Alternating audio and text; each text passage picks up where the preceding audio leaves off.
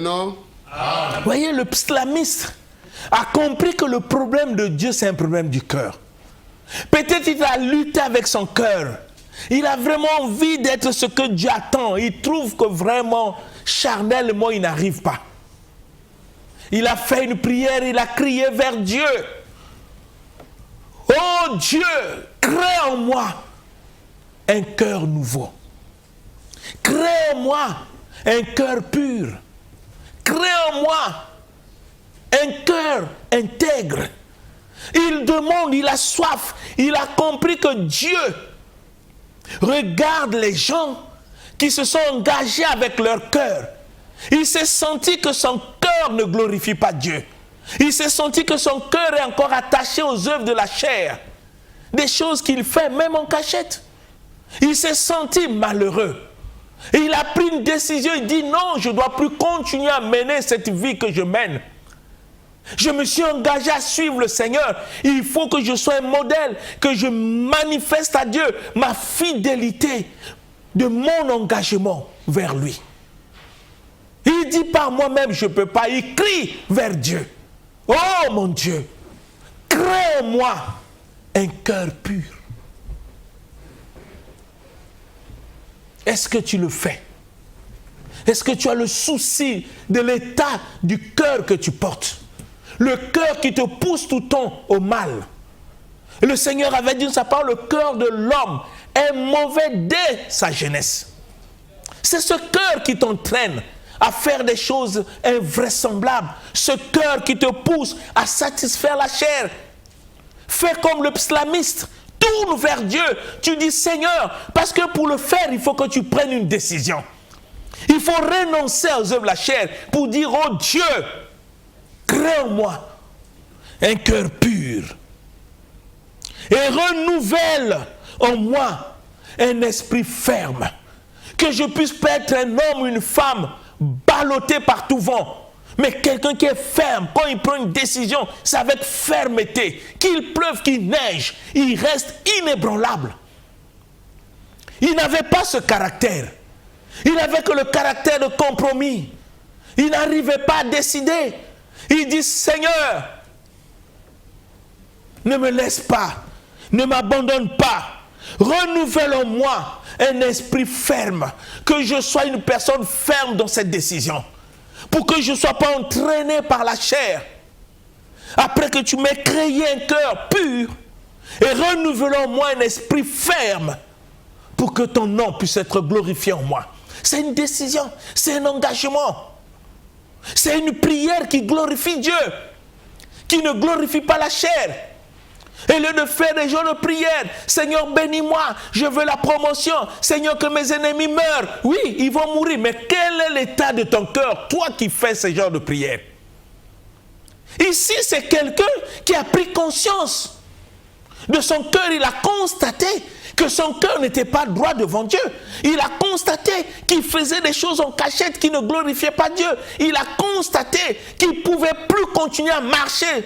Et tant que chrétien, il ne pouvait plus vivre dans cette hypocrisie. Et il a libéré son cœur devant Dieu.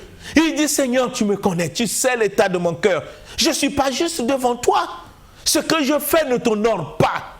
Je veux que tu puisses me créer en moi un cœur pur, un cœur qui renonce aux œuvres de la chair pour que je devienne ce que tu attends de moi. Renouvelle en moi un esprit de fermeté, que je puisse plus être ballotté par des vents, des œuvres de la chair, des désirs de la chair, des plaisirs de la chair. Seigneur, pour que toute ma vie puisse te glorifier, que je sois à la maison, au milieu de ma famille, au travail, à l'école, à l'église, que j'ai conscience que ce que je suis au fond de moi, c'est ta parole.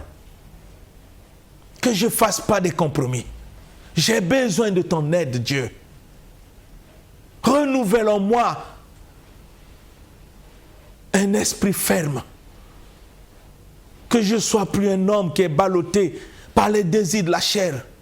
Crée en moi un cœur pur. Que mon cœur ne vive plus dans l'hypocrisie.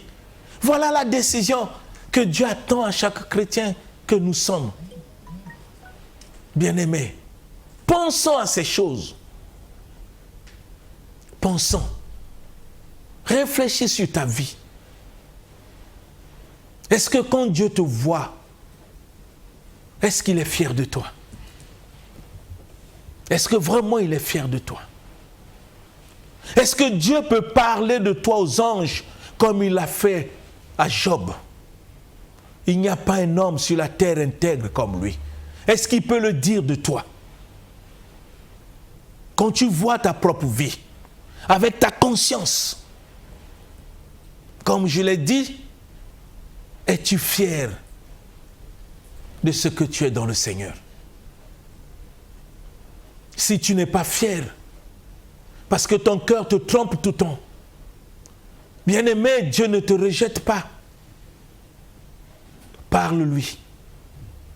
Le psalmiste n'a pas résisté à l'appel de Dieu, n'a pas résisté à la parole, il a pris une décision.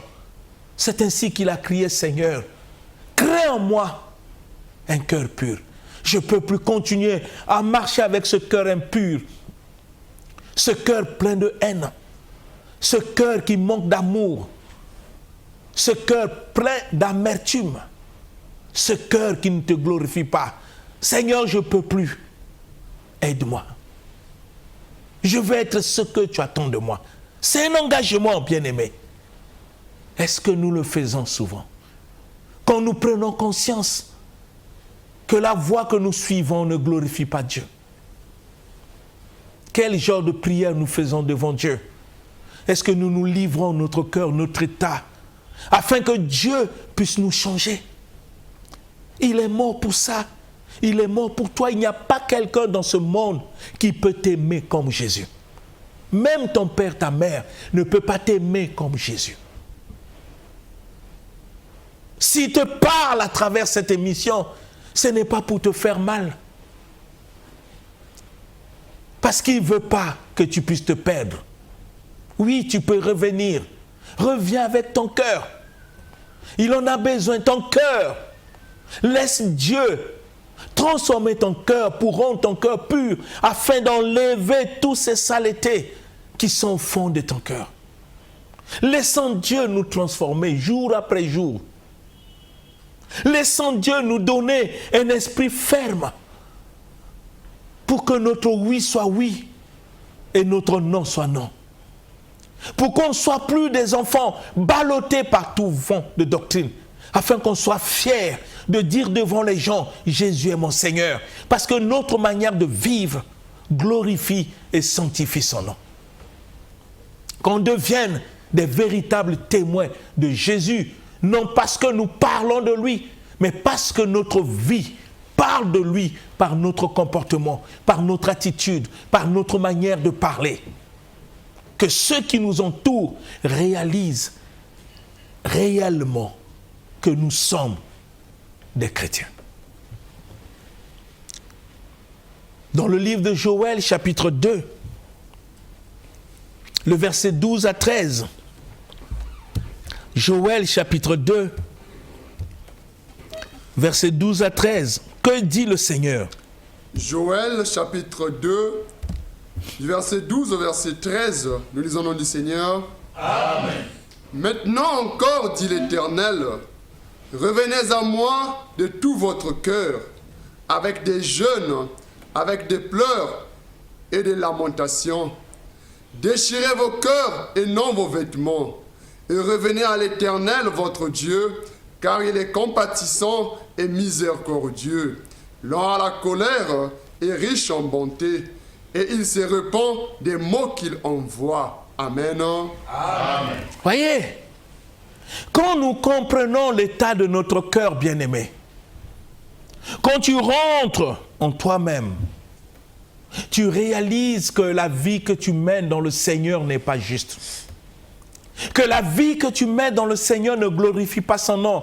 Que tu sois pasteur, apôtre, évangéliste, diacre, ancien dans l'église, que tu aies des responsabilités, que tu sois fidèle. C'est bien. Mais le problème, il faut regarder ton cœur. Quelle vie tu mènes? C'est ça ce qui compte devant Dieu.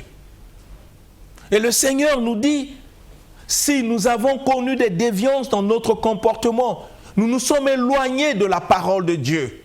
Quelles que soient nos responsabilités au niveau de l'Église, Dieu ne nous rejette pas.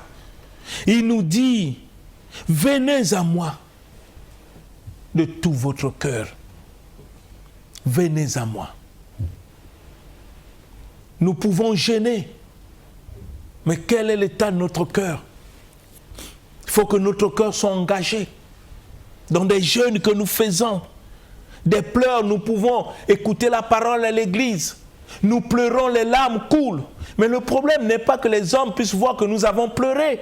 Mais il faut que les larmes nous amènent à prendre des décisions fermes, qu'en sortant de là, que nous puissions plus être la même personne. Mais si nous pleurons aujourd'hui, demain nous pleurons, nous restons les mêmes personnes. Qu'est-ce que nous avons fait? Nos larmes servent à quoi? Non, ne pleurons pas pour pleurer, bien-aimés. Que les larmes qui coulent dans notre cœur et dans nos yeux soient des larmes de décision qui nous amènent à changer, à prendre des décisions fermes pour dire plus jamais ça. Je veux changer la vie et revenir à l'Éternel de tout mon cœur. Et le Seigneur dit, quand tu prends des résolutions comme ça, bien-aimé, ne déchire pas tes vêtements. Ne roule pas à terre. Non, c'est pas ce que Dieu veut. Mais Dieu veut que tu puisses déchirer ton cœur. C'est du cœur. Les vêtements, tu peux les déchirer. Prends tes vêtements que tu as connus quand tu étais encore mondain. Comme ça se fait ailleurs. Tu le prends, tu peux amener à l'église, on brûle. Ça ne change pas ton cœur. Ici, c'est le problème du cœur. Que tu prennes tes bijoux, même si tu étais prostituée, même si tu étais qui, je ne sais pas, voleur. Tu prends toutes ces choses, tu amènes à l'église, on brûle. Ça ne change pas ta vie. Tu peux garder tes choses. Ce que Dieu veut, que tu dois déchirer ton cœur. C'est le cœur. Déchire ton cœur. Le problème, c'est ton cœur. Si ton cœur se décide, tu prends l'engagement ferme de se repentir, de ne plus suivre la voie de ton cœur qui t'a mené dans le péché, dans des choses qui ne glorifient pas Dieu. Tout ce que tu possédais avant, Dieu va les sanctifier. Parce que ton cœur a été sanctifié par l'engagement que tu as pris. Ne pensons pas, bien-aimés, parce que j'ai amené telle chose, on a brûlé, que tout est fini. Non, ça finit quand ton cœur change. Mais si ton cœur ne change pas, qu'est-ce qui est fini? Puisque tu restes la même personne avec le même comportement. C'est ainsi que Dieu dit, ne déchire pas les habits. Ce n'est pas un problème des habits. Ce n'est pas un problème des bijoux. C'est un problème du cœur. C'est ton cœur. Lutte avec ton cœur. Soumets ton cœur à la volonté de Dieu. Mets ton cœur à l'autel de Dieu. Laisse Dieu façonner, mouler, trémousser et transformer ton cœur pour que tu deviennes une nouvelle créature. Ceux qui t'ont connu dans la prostitution, ceux qui t'ont connu étant que voleur, même Koulouna, qui que tu sois, quand ils vont voir la manière dont Dieu a transformé ton cœur parce que tu t'es engagé de ne plus continuer à vivre cette vie, ils vont glorifier ton Dieu. Et par le changement que Dieu va opérer dans ta vie, beaucoup de personnes qui t'ont connu vont se convertir pour dire que ton Dieu est Dieu. S'il a pu le changer, donc Dieu aussi peut me changer. Déchire ton cœur. Lutte avec les mauvaises pensées qui sont au fond de ton cœur. Lutte avec les pensées qui t'empêchent à obéir. L'apôtre Paul avait connu ça, il a dit, le bien que je veux faire, je ne le fais pas. Le mal que je ne veux pas, je le fais. Si je le fais le mal, ce n'est plus moi, c'est le péché qui habite en moi. Il dit, qui me délivrera? C'est une décision. Il avait besoin d'une délivrance au fond de son cœur pour que le péché ne domine plus sur lui. Déchire ton cœur. Pas des vêtements. Pas des bijoux, c'est ton cœur. Dieu a besoin de ton cœur. Pourquoi? Mais parce que ce Dieu que nous servons, ce Dieu qui est notre Dieu, il est compatissant. Et il est miséricordieux. Lent à la colère, riche en bonté. Il ne va jamais te rejeter. Même si les hommes te rejettent, à cause de la vie que tu as menée, même si ta famille te rejette, même si les amis ne veulent pas de toi, ce Dieu qui est compatissant, miséricordieux, lent à la colère, riche en bonté, va t'accueillir. Il ne va jamais te rejeter. Jamais, bien-aimé. Va vers lui avec ton cœur. Tu ne seras pas déçu.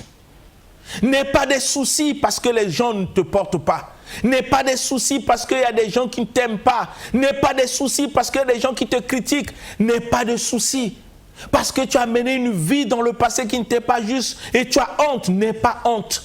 Jésus a dit dans sa parole, il n'est pas venu pour les justes. Il est venu pour les pécheurs. Il est venu pour ceux qui ont une mauvaise vie. Et parmi ces gens, il y a toi. Que Dieu veut changer. Que Dieu veut sauver. Pour que tu deviennes un témoin de sa puissance. De l'évangile qu'à travers toi, que les gens puissent glorifier ce grand Dieu. Parce que tu as donné ton cœur à lui. C'est du cœur que Dieu attend. Lent à la colère, riche en bonté. Et il répond, il peut changer le cours de ta vie. Malgré tout ce que tu as subi, Dieu peut changer le cours de ta vie. À condition que tu lui donnes ton cœur. Que tu ne viennes pas pour faire des aventures. Sois sincère avec toi-même. Ne fais pas semblant. N'attire pas l'approbation des hommes. Non. Attire l'approbation de Dieu. Laisse la parole de Dieu te transformer. Laisse la parole de Dieu, c'est possible. Le fait que tu sois en vie, c'est une opportunité de laisser la parole te changer. Pour que le Seigneur, ce qu'il a arrêté pour toi, à cause de l'œuvre qu'il a accomplie sur la croix pour toi, avant que tu quittes la terre des hommes, que tu puisses vivre ce bonheur que Jésus a acquis sur la croix pour toi. Oui, c'est possible. Jésus t'attend. La décision, c'est toi qui dois prendre. Ce n'est pas le Seigneur. La décision, c'est toi. Quelle décision tu veux prendre, bien-aimé? Est-ce que tu veux que Dieu change ton cœur? Est-ce que tu veux que Dieu transforme ta vie? N'aie pas de soucis pour ta vie passée. Dieu sait ce qu'il fera. Il est miséricordieux, lent à la colère, riche en bonté. Les hommes ne peuvent pas comprendre. Les hommes vont te critiquer. Les hommes vont te rejeter. Même ta propre famille. Mais lui ne te rejette pas. Si tu as décidé dans ton cœur de changer, tu veux donner ta vie à Jésus, je veux que tu pries avec moi. Pendant ces quelques minutes qui restent pour que nous terminons, je veux que tu pries avec moi avec ton cœur. Et je vais prier pour toi. Et Dieu changera ta vie. Seigneur Dieu, je veux te confier ces frères, ces sœurs, toute personne qui regarde cette émission, toute personne dont la parole a touché son cœur, tous ceux qui ont pris des décisions au fond de leur cœur, oh Dieu, pour changer, afin que tu transformes les cœurs. Oh mon Dieu, je veux que tu baisses les regards vers eux. Toi qui es riche en bonté, plein de miséricorde, tu as payé sur la croix pour ces frères, pour ces sœurs, que tu consoles leur cœur, que tu les transformes pour qu'ils deviennent un témoignage vivant de l'évangile. Accompagne-les dans leur engagement, afin que tout ce que tu as arrêté et tu as accompli sur la croix pour eux puisse être manifeste. Que ceux qui pensaient qu'ils ne pouvaient pas changer, quand ils vont voir ta puissance dans leur vie, ils vont fléchir les genoux pour glorifier ton grand nom, Seigneur. Ne les abandonne pas. Que ta grâce soit sur eux. Que ta grâce ne les abandonne pas. Que ta grâce les accompagne. C'est au nom puissant de Jésus-Christ que je te confie tous ces frères et sœurs pour que seule ta volonté dans leur vie puisse être manifeste au nom puissant de Jésus-Christ. Amen. Amen. Abba, papa, motema etondi sami naposa na yoe.